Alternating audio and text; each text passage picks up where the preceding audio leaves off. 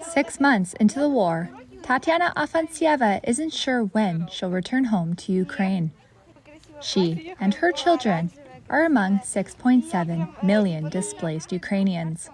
They're now safe in the Polish town of Poznań, but she had to leave behind her husband to get here. When you realize it's already been 5 months, it's almost half a year. It's half a year of my life, ripped away from my life. I've had no life for these 6 months. It's not a life. It's not a life. I don't want to live like this.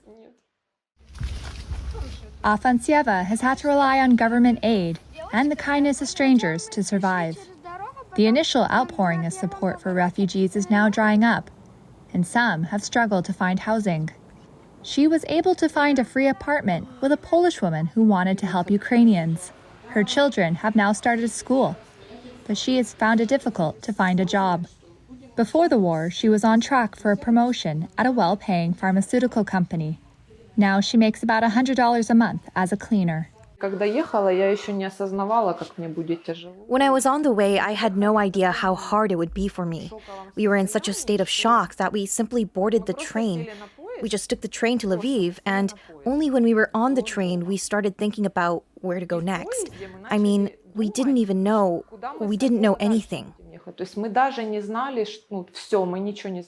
After several rounds of Western sanctions launched on the Kremlin since the start of the war, diplomats say they're limited in how much more they can pressure Russia and force it to back down. Afanasieva spends her days worrying for her husband. Some of her neighbors in Ukraine tell her the Russian shelling has stopped, but she's simply too afraid to go back.